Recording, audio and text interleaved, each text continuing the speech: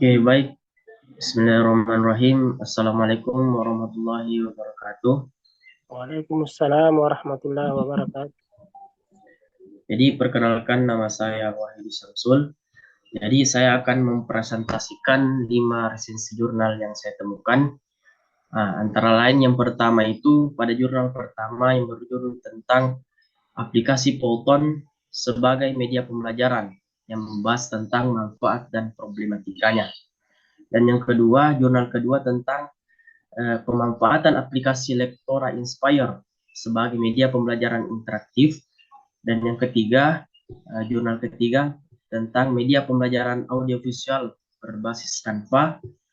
Dan yang keempat, berjudul pengembangan konten materi sholat pada siswa sekolah dasar dengan menggunakan media Prezi Video. Dan yang terakhir, jurnal kelima tentang pengembangan bahan ajar fikih berbasis Padlet dalam meningkatkan motivasi belajar siswa di MTS Al-Azhar Pamekasan. Baik, pada jurnal pertama, yaitu tentang aplikasi Polton sebagai media pembelajaran yang membahas tentang manfaat dan problematikanya. Dapat kita ketahui bahwa aplikasi Polton merupakan aplikasi terhubung internet atau web aplikasi online yang dapat menyajikan presentasi atau paparan materi. Tampilannya berupa video yang berisi berbagai animasi-animasi yang dapat menarik atensi siswa peserta didik. Adkar menjelaskan pada tahun 2016 bahwa salah satu kelebihan dari aplikasi Polton adalah cara penggunaannya yang cukup mudah dan tidak memerlukan keterampilan khusus. Karena langkah-langkah yang dilakukan tidak berbeda dengan memutar video biasa pada komputer ataupun laptop, baik itu juga pada VCD player ataupun DVD player pada umumnya.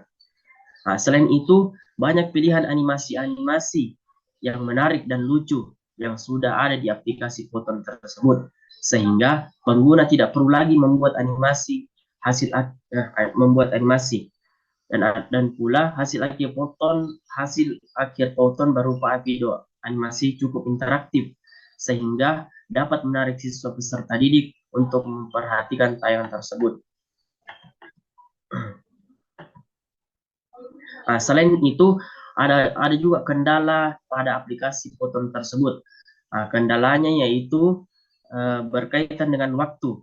Dalam mempersiapkannya, waktu yang dibutuhkan guru untuk menyampaikan satu materi dari awal sampai tahap finalisasi tidak sebentar. Oleh karena itu, media ini memang tidak disarankan untuk digunakan guru sebagai tugas individual siswa. Dan juga kendala lainnya yang juga masih berkaitan dengan waktu, penggunaannya adalah berketerbatasan durasi yang singkat, sehingga untuk menjelaskan materi yang sangat kompleks membutuhkan pembuatan video yang tidak cukup satu saja. Kemudian pada jurnal kedua, yaitu berjudul tentang pemanfaatan aplikasi Lectora Inspire sebagai media pembelajaran interaktif. Patut kita ketahui bahwa Lectora Inspire merupakan program yang efektif dalam membuat media pembelajaran dan merupakan software pengembangan elektronik yang relatif mudah dan diaplikasikan atau diterapkan karena tidak memerlukan pemahaman bahasa pemrograman yang canggih. Dengan menggunakan Lectora Inspire, materi pembelajaran didesain semenarik mungkin, dapat menampilkan video serta gambar-gambar animasi yang berhubungan dengan materi pelajaran, agar peserta didik lebih memperhatikan apa yang disampaikan oleh guru dan proses pembelajarannya akan lebih menyenangkan dan bermakna. Lectora Inspire dapat digunakan untuk kebutuhan pembelajaran baik secara online maupun offline yang dapat dibuat dengan cepat dan mudah. Lectora Inspire ini dapat digunakan untuk menggabungkan flash, dapat digabungkan juga untuk merekam video, menggabungkan gambar, dan screen capture. Lectora Inspire ini semakin banyak digunakan oleh guru, tidak sedikit guru mencari tahu mengenai Lectora Inspire.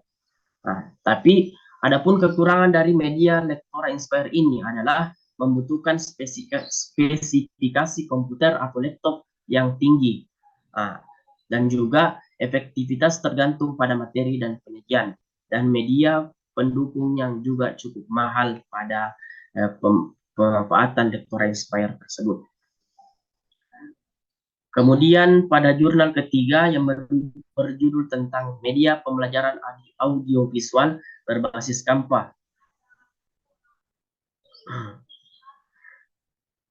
Pada saat ini pendidik dapat memberikan penjelasan materi secara langsung atau online dengan menggunakan media pembelajaran PowerPoint untuk menyajikan materi dalam proses pembelajarannya. Di sisi lain, pendidik harus pandai menyajikan presentasinya dengan cara yang menarik agar dapat membangkitkan minat siswa dalam proses pembelajarannya. Oleh karena itu, dalam aplikasi Canva ini terdapat banyak elemen pendukung dalam membuat template dan desain yang menarik, seperti memberikan warna, gambar, teks, icon, simbol, dan font tambahan lainnya untuk membuat background video menjadi indah dan menarik dilihat. Selain itu, Canva juga menyediakan template video. Dengan template video ini, biasanya peserta didik akan tertarik untuk belajar. Pendidik biasanya memberikan peserta didik video yang berisi contoh, referensi, atau penjelasan. Seperti yang sudah kita ketahui bahwa banyak sekali manfaat Canva dan media pembelajarannya. Tapi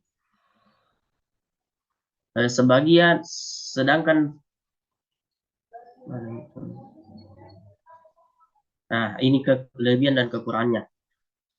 Kelebihan dan kekurangan media Canva yang pertama itu mempunyai beragam desain grafis, animasi, template, serta lembaran-lembaran yang menarik.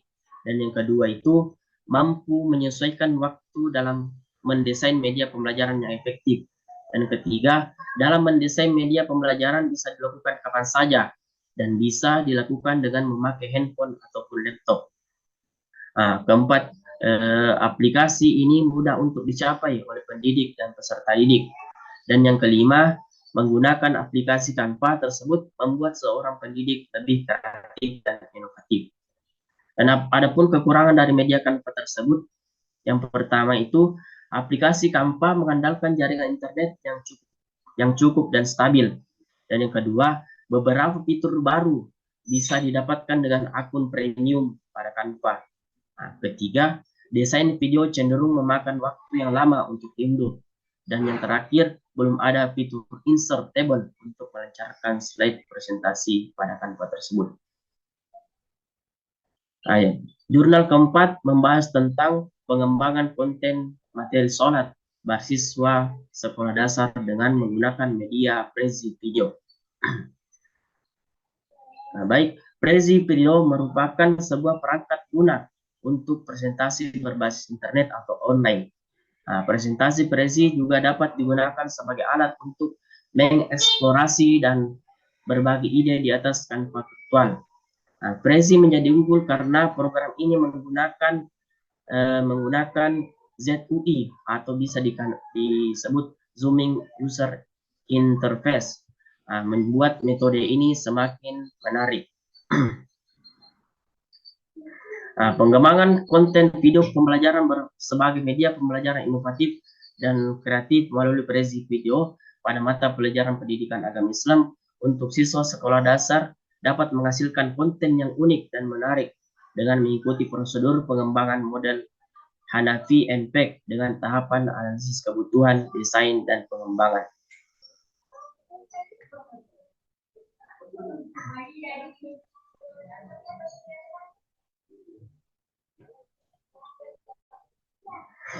Tapi adapun kekurangan dari media pembelajaran Prezi ini adalah bisa terlihat monoton dengan hanya menggunakan ZUI atau Zooming User Interface, dan juga instalasi dan penggunaan membutuhkan koneksi internet dan sulit memasukkan simbol-simbol angka atau simbol-simbol seperti simbol matematika.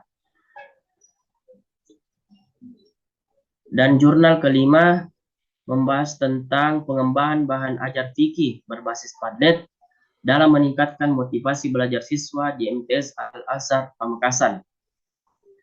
Padlet merupakan platform kolaborasi berbentuk papan virtual yang dikembangkan oleh Niche Gold pada tahun 2008. Nah, platform ini memungkinkan pengguna untuk membuat papan catatan atau diskusi digital yang dapat diisi dengan teks, diisi dengan gambar, video, tautan, dan berbagai jenis konten lainnya. Nah, platform Padlet merupakan alat bantu pembelajar berbasis TIK yang dapat digunakan untuk mengembangkan pembelajaran yang lebih interaktif. Nah, Padlet memungkinkan guru untuk membuat modul atau rangkuman materi yang lebih menarik bagi siswa.